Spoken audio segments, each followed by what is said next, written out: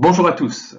Après un petit temps d'adaptation technique, je suis prêt à reprendre normalement l'enseignement à distance par le biais de ces petites vidéos qui apparaissent sur le slideshow. Je vais donc reprendre le cours à partir de la leçon 2 consacrée aux éléments de procédure. C'est des points que nous avons déjà abordés lors du premier cours en présence physique, mais pour le bon ordre et pour ne pas commencer au milieu d'une leçon, je reprends ceci au début. Nous allons aborder les points qui sont surlignés en rouge sur le slide que vous avez sous les yeux. Alors globalement, dans la procédure, vous avez 4 phases. La première phase est la phase de déclaration. Chaque année, le contribuable a l'obligation de déclarer ses revenus et sur base de cette déclaration, l'administration va enrôler un impôt. Dans le cadre d'une deuxième phase, l'administration va pouvoir contrôler la déclaration du contribuable. Donc c'est la phase de contrôle. Elle va pouvoir mettre en œuvre des pouvoirs d'investigation vis-à-vis du contribuable, comme par exemple une demande de renseignement, une visite sur les lieux où l'activité du contribuable s'exerce, donc dans le cadre de ce contrôle. Elle effectue ce contrôle pour recueillir des preuves de ce que la déclaration du contribuable contient des erreurs. Une fois ces moyens de preuve recueillis, l'administration, si elle l'estime opportun, va pouvoir corriger la déclaration du contribuable et elle va mettre en œuvre une procédure de taxation que l'on verra un petit peu plus loin.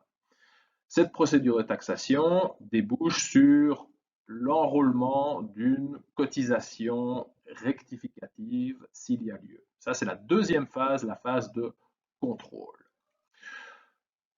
Dans le cadre d'une troisième phase, le contribuable va pouvoir contester l'impôt qui a été établi conformément à sa déclaration ou qui a été établi par l'administration suite à la mise en œuvre d'une mesure de contrôle. Troisième phase, donc contestation de l'impôt. Dans le cadre d'une quatrième phase, c'est la phase de recouvrement, l'administration va tenter, et elle dispose de moyens contraignants pour ce faire, comme recourir à des saisies, l'administration va tenter de recouvrer l'impôt, c'est-à-dire en obtenir le paiement. Donc c'est donc la quatrième phase. Première phase, déclaration. Deuxième phase, contrôle. Troisième phase, contestation. Quatrième phase, recouvrement. Alors, débutons avec la phase de déclaration. Les références chiffrées que vous avez sur le slide correspondent aux articles du code, CIR, Code d'impôt sur les revenus, que je vous invite à lire. Alors, l'obligation de déclaration, elle est annuelle. Chaque année, les contribuables doivent déclarer les revenus de l'année précédente. Que se passe-t-il si le contribuable ne reçoit pas de formulaire de déclaration? Il est prévu dans la loi que si le contribuable n'a pas reçu ce formulaire au 1er juin, il a l'obligation d'en demander un à l'administration. Donc, ce n'est pas parce qu'on ne reçoit pas de formulaire de déclaration qu'on échappe à son obligation de payer l'impôt. Et alors, ceci se conçoit uniquement dans l'hypothèse où le contribuable rentre une déclaration papier, pas dans l'hypothèse où le contribuable remplit sa déclaration par Taxon Web, où là, il n'y a pas d'envoi de formulaire et l'accès à Taxon Web est automatiquement disponible. En cas de décès d'un contribuable, l'obligation de déclarer les revenus du défunt passe aux héritiers. Et donc, c'est aux héritiers qu'il appartient de remplir une déclaration au nom du défunt qui sera intitulée Succession du défunt, à l'adresse du défunt. Et ce formulaire sera envoyé à l'adresse du défunt. C'est aux héritiers qu'il appartient de remplir ce formulaire. Est-ce qu'on peut demander des délais supplémentaires pour remplir sa déclaration? Alors, il y a quelques années, je vous aurais répondu oui, sans trop de problème, si vous pouvez mettre en œuvre, si vous pouvez justifier de justes motifs. Hein, comme par exemple, vous êtes indépendant, vous avez un excès de travail, vous êtes étudiant, vous êtes en examen, des raisons familiales qui vous empêchent de respecter le délai. Toutes ces raisons étaient admises pour solliciter un délai supplémentaire pour rentrer sa déclaration. Délai qui devait être demandé avant l'expiration du délai pour déclarer, que nous allons voir un petit peu plus loin. Donc ça, c'était la situation avant. Juste motif et on obtient un délai supplémentaire. À l'heure actuelle, suite à des directives au sein de l'administration, eh bien, on n'admet plus que les contribuables puissent demander un report de délai pour juste motif. Ce sera systématiquement refusé. Et alors, seuls les cas de force majeure pourraient éventuellement justifier un retard dans la rentrée du formulaire de déclaration. Alors, la force majeure, ça va au-delà du juste motif. C'est un événement irrésistible, donc auquel on ne peut pas résister, qui empêche totalement le contribuable de rentrer sa déclaration dans le délai. Si le contribuable est bloqué sur un lit d'hôpital avec impossibilité de sortir, par exemple il est hospitalisé pour coronavirus en train de suffoquer sur un lit d'hôpital, là on serait dans un cas de force majeure. Les justes motifs, à côté de ça, donc, empêchent moins le contribuable de respecter le délai. Si vous avez un inconvénient de travail ou une surcharge de travail, ce n'est pas ça qui rend vraiment impossible le respect du délai. Donc, uniquement la force majeure qui permettra de solliciter un délai supplémentaire ou d'excuser un retard dans le respect du délai de déclaration. Où faut-il renvoyer le formulaire papier? Alors pas au centre de contrôle dont on relève, mais au sein d'un centre de scanning. Donc, au sein de l'administration, vous avez deux centres de scanning en Belgique, un pour la Belgique francophone, un pour la Belgique néerlandophone. Celui de la Belgique francophone se situe à Jambes. Jambes, c'est près de Namur. Donc, c'est un centre où on scanne les formulaires de déclaration, tels que remplis par les contribuables, et un ordinateur va automatiquement calculer l'impôt sur base des données qui figurent dans la déclaration. Le contribuable a la possibilité de rentrer sa déclaration par écrit ou par voie électronique. J'imagine que vous procédez tous par voie électronique à l'heure actuelle, c'est beaucoup plus simple. Proposition de déclaration simplifiée. Une pratique assez récente qui a fait son apparition dans le code et qui vise, comme son nom l'indique, à simplifier la vie des contribuables qui se situent dans une situation pas compliquée. Je pense par exemple à des personnes pensionnées qui n'ont qu'une seule source de revenus, à savoir leur pension. Donc la seule donnée à indiquer dans leur déclaration, c'est les montants de leur pension, et cette information, l'administration en dispose. Alors pour ces contribuables, et c'est l'administration qui prend l'initiative de le faire, elle peut envoyer une proposition de déclaration simplifiée. C'est un document par lequel elle va informer le contribuable des informations à son sujet dont l'administration dispose et qui vont servir de base à une taxation, conformément à la proposition envoyée.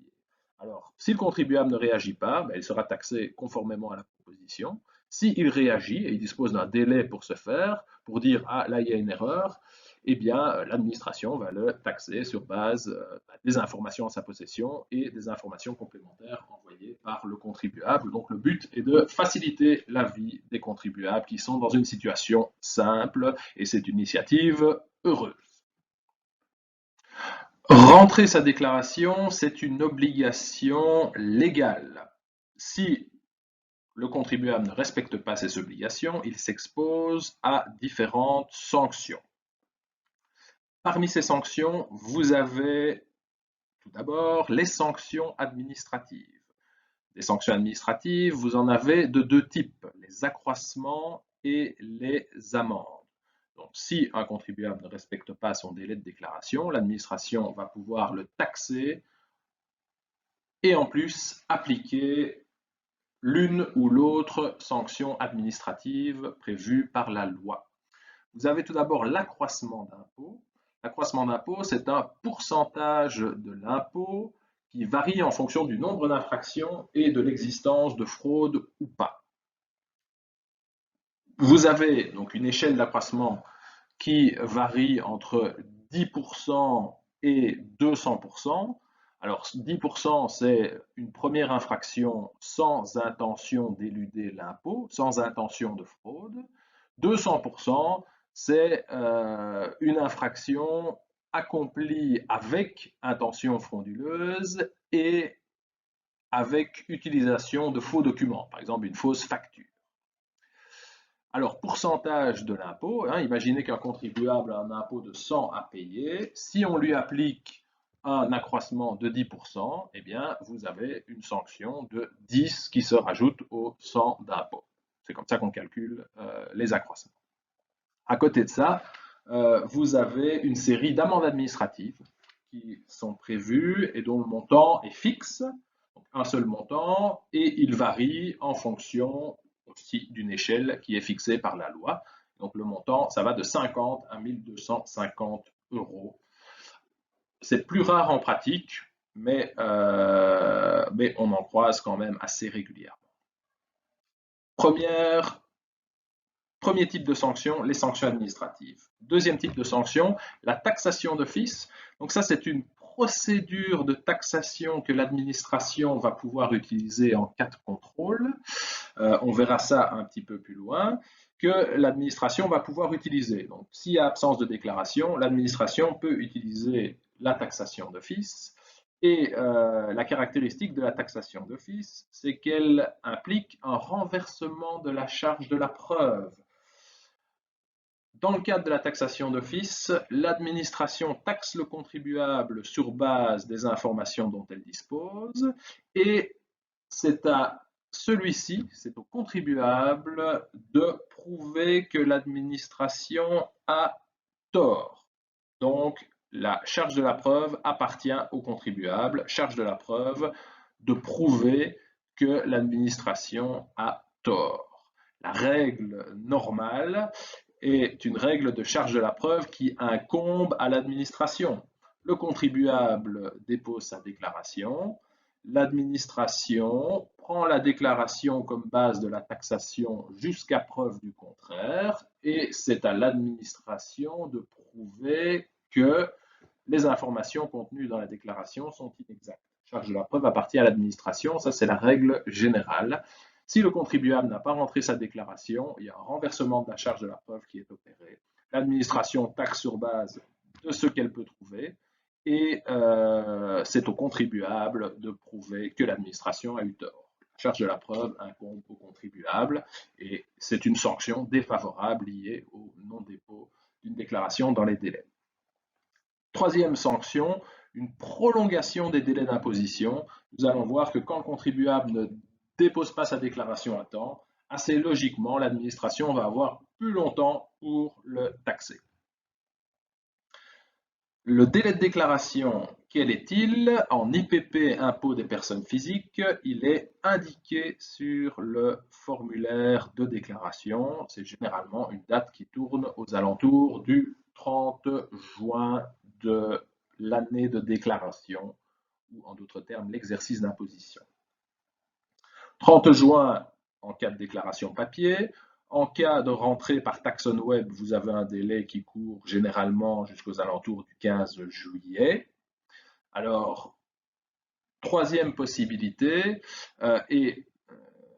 petit conseil, si un jour vous n'êtes pas en mesure de rentrer à temps votre déclaration, si vous passez alors par un professionnel du chiffre, un comptable ou parfois un avocat fiscaliste, eh bien, ces professionnels du chiffre qui sont mandatés par leurs clients contribuables, eux disposent d'un délai particulier pour la rentrée des déclarations de leurs clients et ce délai court généralement jusqu'à la fin du mois d'octobre. Donc, de manière très pratique, si un jour vous manquez un délai, que ce soit en tant que particulier ou en tant qu'entreprise, pas de panique. Vous faites appel à un comptable et celui-ci peut sans problème rentrer la déclaration hors délai ordinaire, mais conformément au délai qui s'applique au comptable, donc jusqu'à la fin du mois d'octobre. En matière d'impôt des sociétés, l'article 310 du Code vous dit que la déclaration à l'ISOC, elle doit être rentrée au moins un mois après l'Assemblée générale qui valide les comptes de l'année passée, et au plus tard 6 mois à partir de la date de clôture de l'exercice comptable. Donc là, ça nous amènerait au 30 juin. Alors, c'est pour ça qu'en pratique, les assemblées générales qui valident les comptes de l'année précédente se situent généralement au printemps. Comme ça, ce délai qui est prévu par la loi peut être respecté de manière pratique. Hein, un mois après l'AG et au plus tard 6 mois à partir de la date de clôture de l'exercice comptable. Si vous êtes au printemps, ben vous avez encore un mois et vous ne dépasserez pas le délai du 30 juin à partir de la date de la clôture de l'exercice comptable. Donc ça, c'est ce que dit la loi. Ainsi que je vous l'indiquais, la pratique est un petit peu différente. Et donc chaque année, l'administration publie une décision dans laquelle elle fixe un délai pour la rentrée de la déclaration ISOC. Et ce délai, c'est aux alentours de la fin du mois de septembre. Et c'est ça, en fait, le délai qui va réellement s'appliquer aux contribuables. Donc ici, vous avez une distorsion entre ce que prévoit le texte légal et une pratique administrative et que tout le monde respecte parce que tout le monde est content d'avoir un petit délai supplémentaire pour déposer la déclaration, ou donc en pratique, la déclaration à l'ISOC est déposée aux alentours de la fin du mois de septembre. Quel est l'effet attaché à une déclaration régulière et rentrée à temps? C'est une présomption d'exactitude qui est consignée à l'article 339. On fera la lecture de la disposition dans le slide suivant. Alors, présomption d'exactitude, ce qui figure dans la déclaration est présumé exact jusqu'à preuve du contraire. Alors, ça s'applique pour les éléments positifs, pour les revenus qui sont déclarés. Ça ne s'applique pas pour les éléments négatifs, les charges ou les frais que le contribuable entend déduire de ses revenus. Où là, le contribuable doit prouver que les frais qu'il a déduits sont effectivement des frais professionnels. Donc, présomption d'exactitude uniquement pour les revenus. Et donc, l'administration, si elle entend taxer autre chose que ce qu'il y a dans la déclaration, eh bien, elle doit rapporter la preuve de ce qu'il y a une erreur dans la déclaration et il y a une procédure à suivre qui est la procédure de rectification qu'on verra un petit peu plus loin dans la partie consacrée au contrôle, les procédures de taxation. Alors, est-ce que les données qui figurent dans la déclaration sont constitutives d'un aveu au sens juridique du terme, hein, la preuve, le moyen de preuve de droit civil que vous devez connaître et sur lequel on ne peut pas revenir? Alors, la Cour de cassation a eu à se prononcer là-dessus. Elle a répondu que non. Donc, si on se trompe en remplissant sa déclaration, eh bien, on peut revenir dessus. Pourquoi? Parce que l'impôt est d'ordre public. Donc, c'est une des conséquences du caractère d'ordre public de l'impôt. Et sur base de ce principe d'ordre public, le contribuable doit payer son impôt, mais rien que son impôt. Et donc, s'il a commis une erreur dans sa déclaration, il doit pouvoir revenir dessus. Donc, introduire une réclamation, contester l'impôt, oui, pour autant qu'il prouve qu'il a fait une erreur de fait ou de droit. L'article 305 du Code est la disposition légale qui consacre l'obligation de déclaration du contribuable. Je vous invite à la lire attentivement. L'article 339 du CIR consacre la présomption d'exactitude qui s'attache à la déclaration du contribuable, et vous la retrouvez dans la deuxième partie de la phrase de cette disposition. Celle-ci prend pour base de l'impôt les revenus et les autres éléments déclarés, à moins qu'elle ne les reconnaisse inexacts. Elle, c'est l'administration.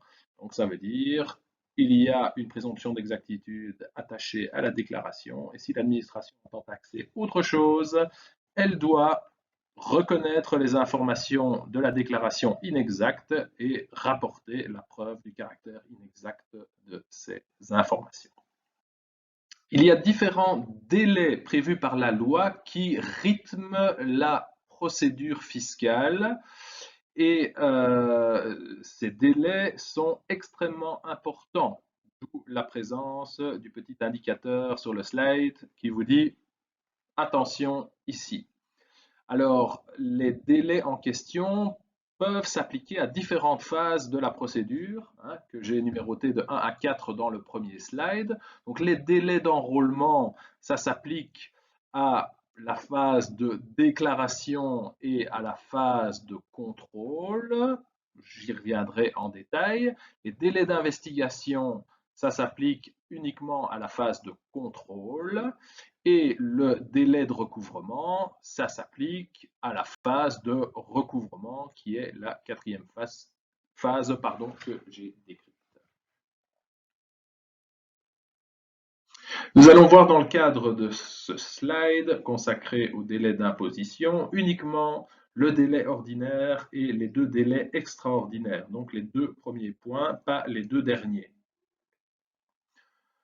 Petite précision terminologique pour commencer, les termes d'exercice d'imposition et de période imposable qui sont très importants. Exemple concret, nous sommes en 2020. En 2020, nous allons rentrer une déclaration qu'il faut déposer pour le 30 juin. L'année de la déclaration, c'est l'exercice d'imposition. Lors de l'exercice d'imposition 2020, nous devons déclarer les revenus de l'année 2019. 2019, c'est l'année de revenus, c'est la période imposable.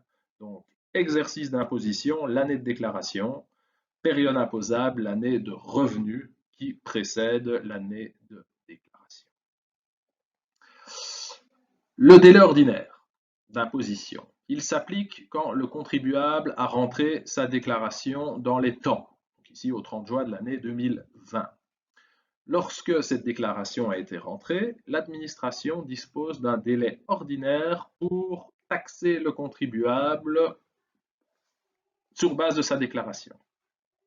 Ce délai ordinaire, il expire le 30 juin de l'année qui suit celle de l'exercice d'imposition. Donc le 30 juin de l'année 2021. L'impôt exercice d'imposition 2020, qui concerne les revenus de 2019, il doit être établi au plus tard le 30 juin de l'année 2021, délai ordinaire. C'est pour ça que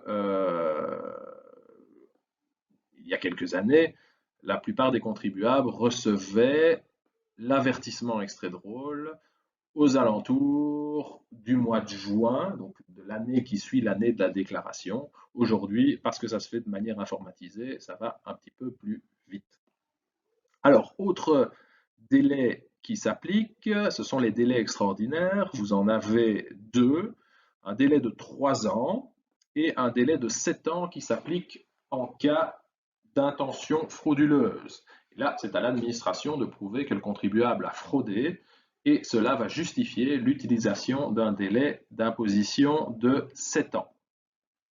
Alors, ces délais extraordinaires de 3 ans et de 7 ans, ils se calculent à partir du 1er janvier de l'exercice d'imposition.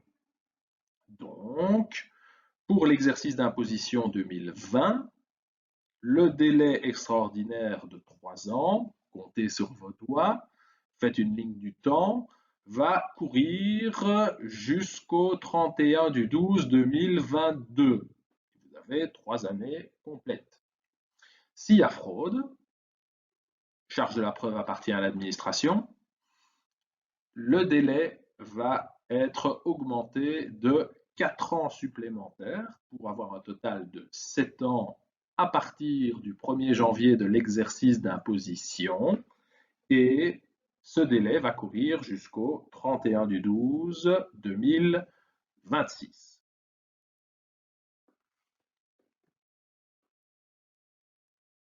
Lisons les dispositions qui consacrent le délai ordinaire d'imposition. Article 353. L'impôt dû sur la base des revenus et des autres éléments mentionnés sous les rubriques à ceux destinés d'une formule de déclaration répondant aux conditions de forme et de délai prévues aux articles 307 à 311 est établi dans le délai fixé à l'article 359. Article 359. L'exercice d'imposition commence le 1er janvier et finit le 31 décembre suivant. Ça ne nous intéresse pas. Toutefois, l'impôt dû pour un exercice d'imposition peut être valablement établi jusqu'au 30 juin de l'année suivant celle dont le millésime désigne l'exercice d'imposition. Donc c'est la disposition qui consacre le délai ordinaire. 30 juin de l'année qui suit celle de l'exercice d'imposition, dont le millésime désigne l'exercice d'imposition, nous dit la loi. Délai extraordinaire, article 354.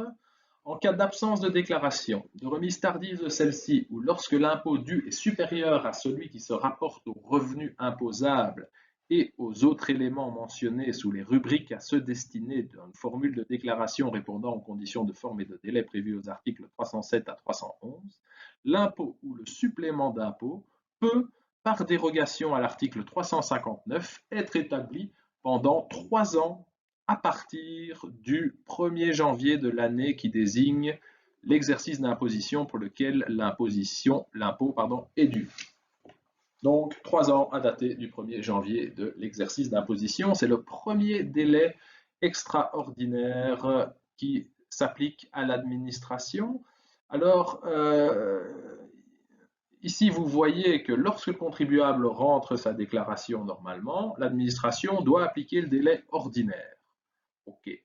Les délais extraordinaires, ils ne se conçoivent que s'il y a soit absence de déclaration, on a vu qu'une des sanctions était l'extension des délais d'imposition. Ici, l'extension des délais d'imposition, ce sera pas d'application du délai ordinaire, mais on passe directement au délai extraordinaire. Ça, c'est le premier cas. Et deuxième cas d'utilisation de ces délais extraordinaires, c'est un contrôle de la situation du contribuable qui débouche sur une rectification de sa déclaration. La rectification doit être faite dans ce délai de 3 ans.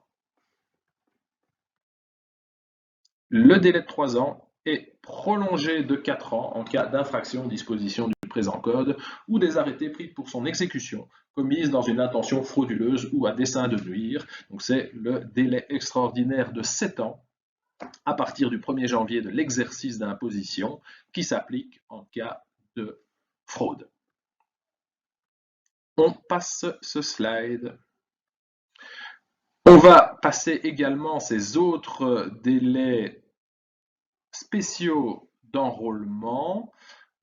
J'attire simplement votre attention sur l'existence de cet article 358, donc qui prévoit un délai spécial d'enrôlement qui a été qualifié dans la doctrine de monstre juridique. C'est un monstre juridique pour 2 raisons. Parce que le texte de la disposition légale que vous avez dans les slides qui suivent, voilà, lisez-le si ça vous intéresse, mais ce n'est pas obligatoire, est vraiment très compliqué et monstrueux. Et deuxième raison pour laquelle on le qualifie de la sorte, c'est que l'application de cette disposition conduit parfois à des délais d'imposition qui sont extrêmement longs.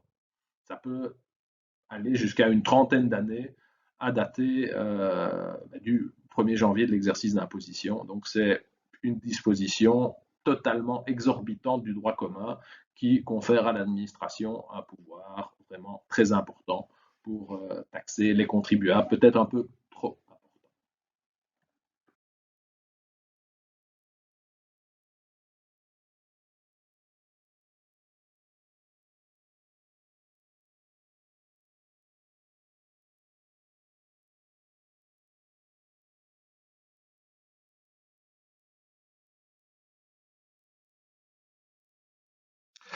À côté des délais d'imposition, vous avez les délais d'investigation. Donc, c'est les délais en lesquels l'administration peut investiguer à charge d'un contribuable, donc contrôler sa situation. Les mesures d'investigation de l'administration peut utiliser, quelles sont-elles? Vous avez la plus classique qui est le contrôle de la comptabilité du contribuable, qui doit s'effectuer sur place, donc il y a une visite qui est faite dans les lieux de l'entreprise. Vous avez les demandes de renseignements. Ça, c'est un courrier qu'adresse l'administration au contribuable où elle lui pose certaines questions sur sa situation. Alors, ces demandes de renseignements, elles peuvent également être adressées à des tiers par rapport au contribuable, par exemple ses clients ou ses fournisseurs. L'administration peut également interroger d'autres administrations, que ce soit par exemple la TVA ou des administrations extra-administration fiscale, hein, comme une commune ou comme la sécurité sociale. Voilà en quelques mots le type de mesures d'investigation et le délai pour les faire. Vous en avez deux et ce sont les mêmes délais que les délais d'imposition extraordinaire. Donc ce sont 3 ans et 7 ans, 7 ans en cas d'indice de fraude fiscale. Alors, particularité en ce qui concerne le délai d'investigation de 7 ans par rapport au délai d'imposition de 7 ans, en cas de mise en œuvre de ce délai d'investigation de 7 ans, l'administration doit notifier, prévenir le contribuable d'indices de fraude fiscale à charge de celui-ci. Donc, l'administration va devoir envoyer un courrier au contribuable pour dire contribuable, je dispose à l'heure actuelle de tels et tels éléments de fait qui sont des indices que vous avez fraudés. Sur cette base, je me propose de vous contrôler dans le délai extraordinaire de 7 ans. On va voir un exemple un petit peu plus loin. Alors, cette notification préalable, donc elle est préalable à l'investigation dans le délai de 7 ans, uniquement ces investigations dans le délai de 7 ans, pas celles dans le délai de 3 ans. Elle est prévue à peine de nullité de l'imposition. Donc, si l'administration ne le fait pas ou le fait mal, eh bien, l'imposition qui en découlerait eh bien, serait nulle et pourrait être annulée par l'administration ou par un juge. Cette règle s'applique aussi bien pour les mesures d'investigation à l'encontre du contribuable lui-même, contribuable, je vais contrôler votre comptabilité, que pour les mesures d'investigation à l'encontre de tiers, des tiers par rapport au contribuable. Donc si l'administration veut interroger dans le délai de 7 ans un client ou un fournisseur du contribuable parce qu'il y a des indices de fraude à charge de ce contribuable, elle doit prévenir préalablement le contribuable, pas le tiers. Donc, à titre d'exemple, je vous propose de prendre le PDF qui s'intitule Notification 333 et que vous trouvez sur Moodle, où vous avez un exemple de notification d'indice de fraude qui date de 2007. Alors, petite, donc c'est déjà ancien, petite précision, à l'époque, le délai de 7 ans était un délai de 5 ans. Donc, il est fait application dans ce document d'un délai de 5 ans, mais aujourd'hui, ce serait 7 ans. Donc, le calcul sera un petit peu différent. Alors, quel est le contexte? Voilà un contribuable qui prétend résider en France. Or, l'administration estime qu'il y a des indices à charge de ce contribuable, des indices de fraude au domicile. Donc, l'administration prétend que le contribuable aurait un domicile fictif en France. Et donc, sur base de ces indices, elle se propose d'investiguer plus loin dans le délai de 5 ans, 7 ans à l'heure actuelle, et elle notifie les indices de fraude à charge du contribuable. Alors parcourons le document. Vous voyez qu'il est question de l'exercice d'imposition 2004. Ce sera utile pour le calcul. Et alors, Civry, pour votre petite information, donc c'est une commune qui est située près de la frontière française, pas loin de Chimay. Donc, le courrier commence par un rappel des dispositions légales où on évoque l'article 333 et l'article 354 qui est le délai d'imposition en cas de fraude. Alors, on rappelle les principes de 333, il faut notifier les indices de fraude. Quels sont-ils? Page 2, jusqu'au 4 mai 1995, vous habitiez avec Madame Jacqueline, rue de Plagne à Civry, donc en Belgique, près de la frontière française, et à partir de cette date, vous avez renseigné comme domicile Erstu, une commune en France. Donc c'est là où le contribuable prétend avoir déménagé. Toutefois, suite à la vérification du régime frontalier au sein de la société Caterpillar, par les services de recherche belges, l'inspection spéciale a constaté les faits suivants. 1. Une enquête de voisinage effectuée le 18 octobre 2006 a révélé que vous habitiez avec votre amie, Madame Jacqueline, domiciliée à Civry, ce qui correspond à votre ancienne adresse. Ce jour-là, vous étiez absent parce que, selon les voisins, vous étiez allé faire une promenade à vélo et Madame était partie travailler à l'extérieur. Premier indice de fraude. Deuxième indice, des enquêtes complémentaires ont été effectuées en date du 25 janvier et 31 janvier 2007. Deux voisins différents ont témoigné que vous habitiez effectivement à l'adresse de votre ami. Un des deux témoins fait état d'une voiture immatriculée avec des plaques françaises. Troisième indice, collaboration avec la police locale a été sollicitée en 2007. L'agent de quartier a signalé que vous avez fait une demande d'inscription à Civry au 31 janvier 2007. À la même date, votre ami a fait une demande d'inscription à une adresse dont le caractère fictif paraît évident pour la police locale. Donc ce qu'il faut retenir ici, c'est qu'apparemment en 2007, le contribuable est revenu s'installer en Belgique. Et donc, ce sont les trois indices de fraude. Sur cette base, l'administration dit, eh bien, moi, contribuable, je vais investiguer à votre charge dans le délai extraordinaire de 5 ans à l'époque, 7 ans à l'heure actuelle. Alors, quand vous recevez un courrier comme ça, eh bien, voilà, vous devez vérifier que l'administration a correctement appliqué la disposition. Alors, est-ce qu'elle a correctement appliqué la disposition? Je vous invite à calculer les délais d'investigation. Donc, on parle ici de l'exercice d'imposition 2004.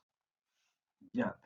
Le délai de fraude, il commence à se calculer à dater du 1er janvier de l'exercice d'imposition, hein, comme pour les délais d'imposition.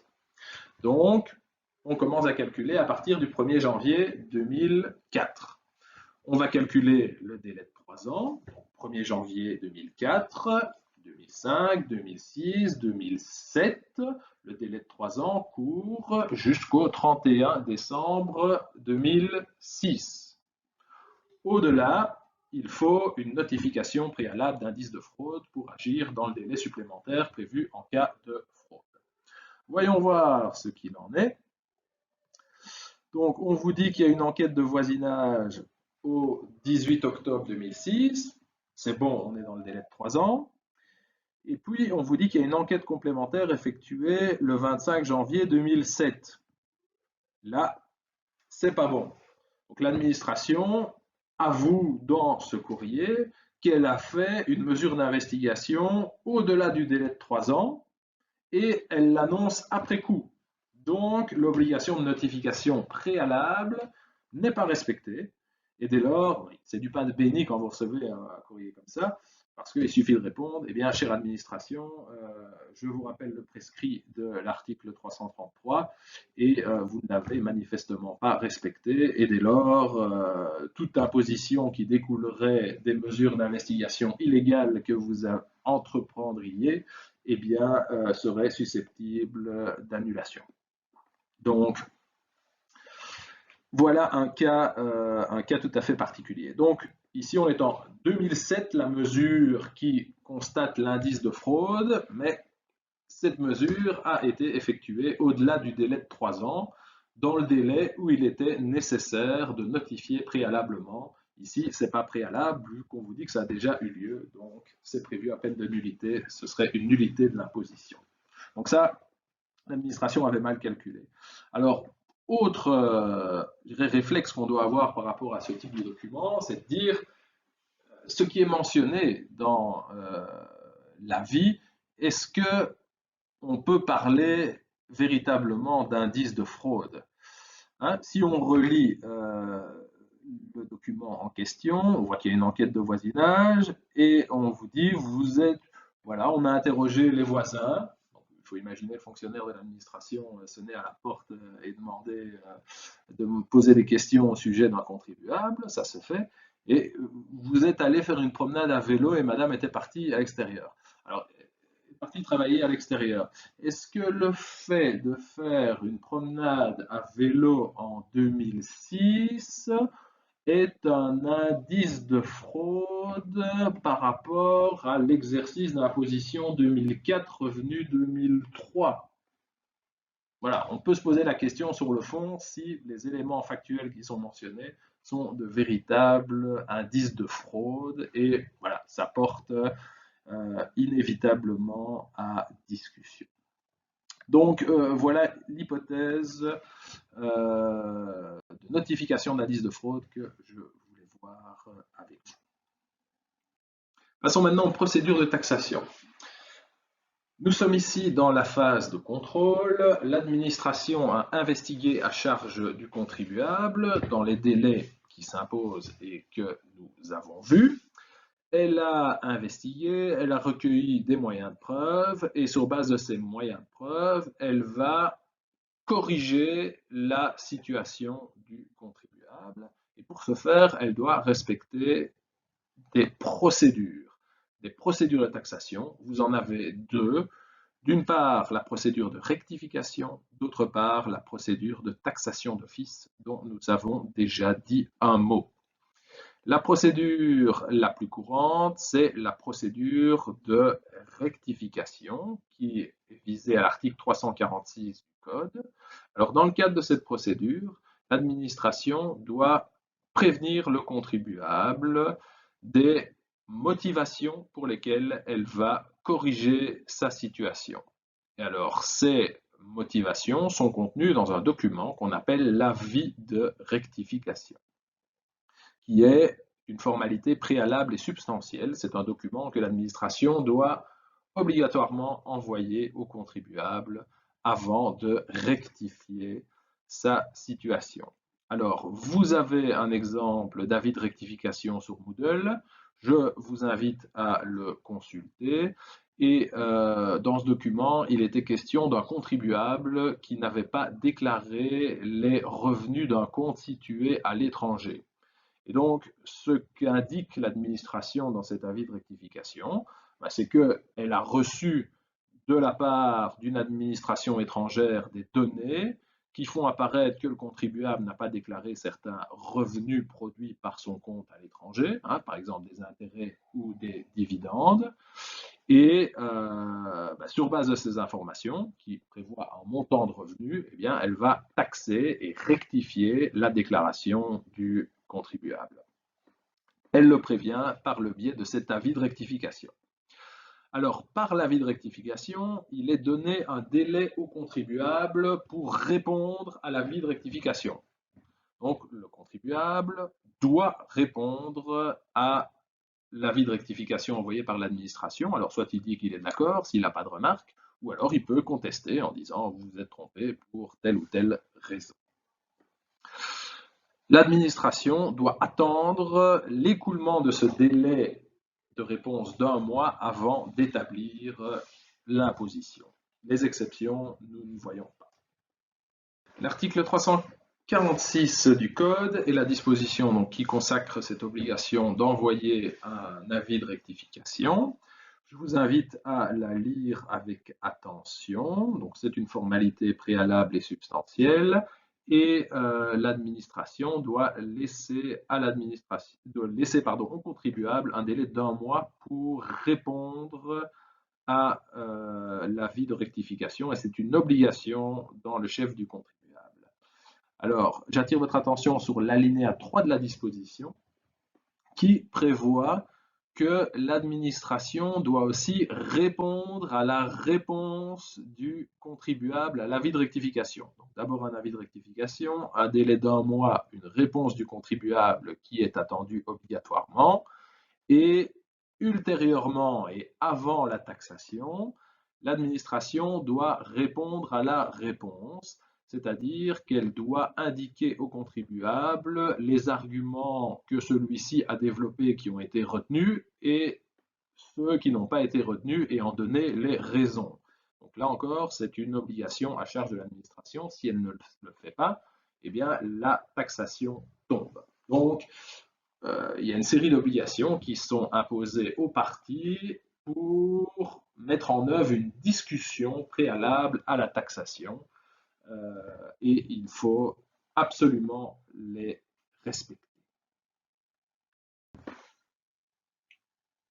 Alors, pour finir avec la procédure de rectification, je précise que dans le cadre de cette procédure, comme ça a déjà été dit, c'est l'administration qui a la charge de la preuve de prouver que la déclaration du contribuable n'est pas exacte. Passons maintenant à l'autre procédure qui est la procédure de taxation d'office, qui, elle, prévoit un renversement de la charge de la preuve. C'est au contribuable de prouver que l'administration a tort. La procédure de taxation d'office, elle s'applique dans des cas limités et qui sont prévus par la loi. Un de ces cas, nous l'avons vu, c'est l'hypothèse où le contribuable ne rentre pas sa déclaration dans les délais. Dans ce cas-là, c'est à l'administration de taxer, et ensuite le contribuable a la charge de rapporter la preuve contraire. Alors c'est parfaitement compréhensible, parce que si le contribuable n'a pas rentré sa déclaration, l'administration n'a pas toutes les données utiles pour procéder à sa taxation. Donc elle taxe sur base des données dont elle dispose et qu'elle peut retrouver. Après, on consacre le renversement de la charge de la preuve et c'est au contribuable de venir prouver le contraire. Donc, je dirais, à des fins d'efficacité, c'est parfaitement normal qu'il y ait ce renversement de la charge de la preuve en cas de taxation d'office. Premier cas, l'absence de déclaration dans les délais.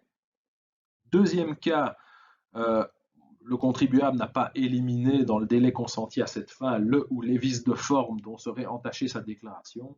Si vous avez, dans l'hypothèse d'une déclaration papier, une déclaration qui n'est pas signée, eh bien, elle n'est pas conforme, et dès lors, le contribuable, s'il ne remédie pas à cette lacune dans le délai, eh bien, l'administration peut switcher en taxation d'office. Ce n'est pas le cas le plus pratique, le cas le plus courant en pratique. Autre hypothèse, le contribuable n'a pas communiqué sa comptabilité alors que l'administration lui a demandé. Le contribuable, autre hypothèse, n'a pas répondu dans le délai à une demande de renseignement de la part de l'administration. Ou, dernière hypothèse, il n'a pas répondu à un avis de rectification alors qu'il avait l'obligation de le faire. Dans tous ces cas, donc l'administration peut switcher, passer en procédure de taxation d'office, ce qui lui facilite la tâche vu qu'elle n'a plus la charge de la preuve dans le cadre de cette procédure. Et ce renversement de la charge de la preuve est constitutif d'une sanction pour un contribuable qui a fauté sur le plan de la procédure. Il n'a pas respecté une de ses obligations. Répondre à une demande de renseignement, rentrer une déclaration dans les délais, répondre à un avis de rectification. Voilà, comme il n'a fauté du point de vue de la procédure, on facilite la tâche de l'administration en procédant à ce renversement de la charge de la preuve.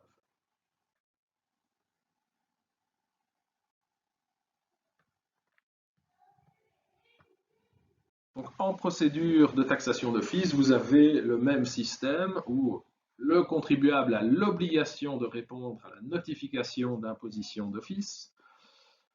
Ensuite, l'administration a l'obligation de répondre à la réponse du contribuable au plus tard le jour de l'établissement de la cotisation. C'est ça que vous dit l'article 352 bis que vous avez sous les yeux.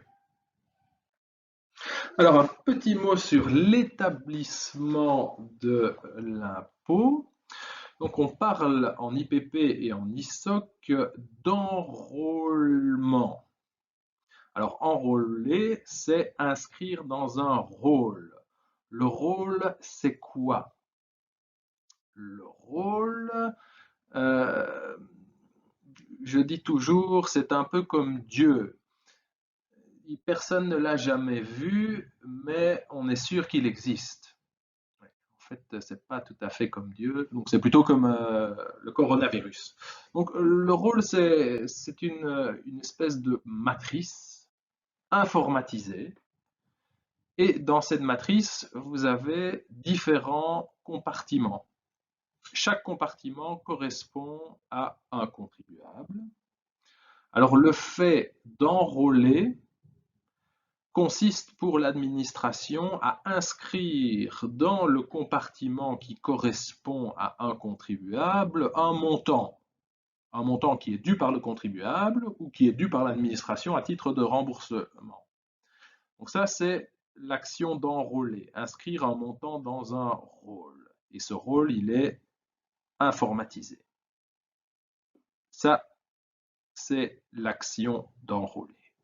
Alors, lorsque l'administration enrôle une cotisation, elle émet ensuite ce qu'on appelle un avertissement extrait de rôle, AER dans le jargon, qui est le document qui est envoyé au contribuable et qui contient le calcul de l'impôt.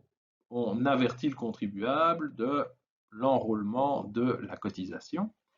Et l'envoi de l'avertissement extrait de rôle fait courir le délai de réclamation, donc le délai pour contester la cotisation, et fait également courir les intérêts qui commencent à courir dans les 2 mois de l'avertissement extrait de rôle. Donc, le contribuable reçoit son avertissement extrait de rôle, il a 2 mois pour payer.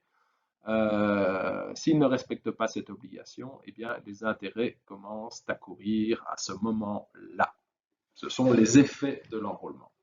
Voilà la disposition qui parle de l'avertissement extrait de rôle. Donc ARCIR, c'est l'arrêté royal d'exécution du Code des impôts sur les revenus, et qui dit, une fois que le rôle est rendu exécutoire, il en est adressé des extraits aux redevables intéressés. L'obligation de l'avertissement extrait de rôle. Un mot sur le recouvrement de l'impôt. Les contribuables, donc les redevables de l'impôt, c'est lui qui doit payer l'impôt. Ça doit se faire dans les 2 mois de l'avertissement extrait de rôle. Il peut solliciter des délais de paiement auprès du service de l'administration compétent pour recouvrer les impôts. On parle de team recouvrement à l'heure actuelle. On parlait dans le passé de recettes. Donc ce sont les services de l'administration chargés d'obtenir le paiement des impôts. Et quand les contribuables ne payent pas, elles les rappellent à l'ordre et elles peuvent aller jusqu'à saisir les biens de ce contribuable pour obtenir le paiement. Donc, si on veut des délais de paiement, et on peut en obtenir, eh bien, il faut prendre contact avec ce service pour exposer ces difficultés, disant je ne pourrai pas payer ma dette dans les délais, et on négocie avec eux un plan de paiement. Et généralement, ce plan de paiement ne peut pas dépasser 1 an à dater de la date d'exigibilité. Voilà, cela pour ne pas empiéter sur l'impôt de l'année d'après qui va s'ajouter à la note du contribuable. Alors, passons maintenant au délai de recouvrement. Ça, ce sont les délais en lesquels l'administration doit obtenir le paiement des impôts. Article 413. Les impôts sont exigibles à la date à laquelle le rôle a été rendu exécutoire. Ils doivent être payés dans les 2 mois de l'envoi de l'avertissement extrait de rôle. C'est le délai de paiement.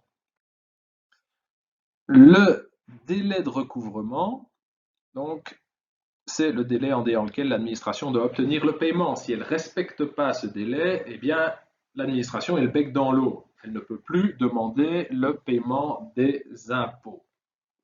Ce délai, il est de 5 ans après la date prévue pour le paiement des impôts, donc les 2 mois après l'avertissement extrait drôle. L'administration a 5 ans à partir de ce moment pour obtenir son paiement.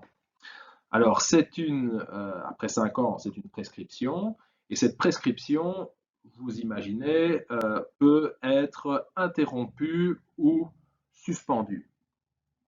Alors, les concepts d'interruption et de suspension de la prescription, vous avez dû voir ça en droit civil. Petit rappel, donc la cause d'interruption, c'est un événement qui interrompt un délai et lorsqu'elle survient, vous avez un nouveau délai qui commence à courir. Donc un nouveau délai de 5 ans. Le premier est interrompu et un nouveau délai commence à courir. Les causes de suspension, c'est un autre concept. Donc la cause de suspension, elle suspend le délai.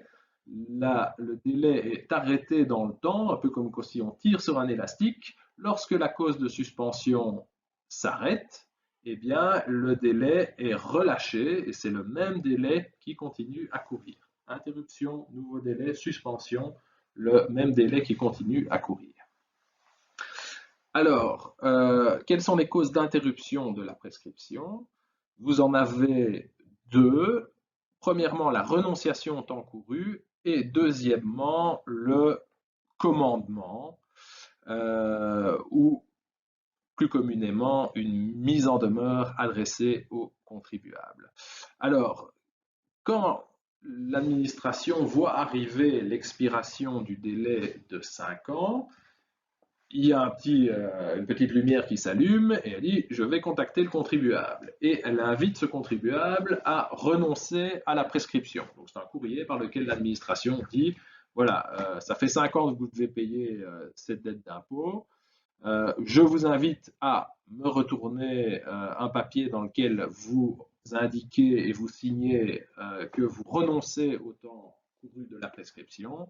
À défaut, je serai obligé de vous envoyer un autre document qui va avoir le même effet, interrompre la prescription. Donc, on demande au contribuable de renoncer amablement à la prescription. S'il ne le fait pas, eh bien, on envoie un commandement ou une mise en demeure, c'est-à-dire commandement, ça suppose un huissier. Aujourd'hui, l'administration peut faire ça par simple courrier également. Donc, envoyer une mise en demeure au contribuable pour dire vous devez payer et l'effet de cette mise en demeure est donc d'interrompre la prescription et de lancer un nouveau délai de 5 ans. Si on ne le fait pas, eh bien, les droits du Trésor sont définitivement prescrits et l'administration ne peut pas obtenir le paiement de ses impôts. Alors aujourd'hui, il y a des moyens techniques de ne pas louper un délai, mais dans le passé, il est arrivé que, à l'époque où ce n'était pas informatisé, que des délais soient manqués par l'administration avec des contribuables libérés de leurs obligations. Ça, c'est les causes d'interruption. Vous avez également les causes de suspension de la prescription. En cas de contestation d'un impôt, eh bien, les montants d'impôts dont il est question, donc les mesures de recouvrement vont être suspendues et cette cause de suspension va durer pendant toute la durée du litige. Donc jusqu'à la fin du litige, le délai de recouvrement sera suspendu. Une fois qu'il y aura une solution définitive au litige, le même délai va commencer à courir. C'est pour ne pas mettre la pression sur l'administration. Quand il y a une dette contestée, eh bien, elle ne doit pas obtenir le paiement des impôts en question. Alors, pour terminer, j'évoque simplement quelques éléments relatifs à la phase de contestation de l'impôt. Voilà, ce n'est pas l'objet de voir ça dans le détail dans le cadre du cours. Donc, une fois qu'une cotisation est enrôlée, le contribuable a la possibilité de contester l'imposition. Alors, la contestation, elle se déroule en 2 phases. Et la deuxième phase ne survient que si elle est nécessaire, donc si la première n'aboutit pas à un résultat satisfaisant. Donc la première phase, c'est une phase administrative. le contribuable va contester l'imposition auprès de l'administration en adressant ce qu'on appelle une réclamation. Donc un écrit dans lequel il formalise des éléments de contestation vis-à-vis de la cotisation. Et alors, une fois qu'il a introduit sa réclamation, il y a une phase d'instruction du litige par un fonctionnaire désigné, une rencontre avec ce fonctionnaire pour essayer de se mettre d'accord, et au terme de la procédure de réclamation, qui doit en principe durer aux alentours de 6 mois, 1 an, eh bien, il y a une décision qui est rendue par l'administration.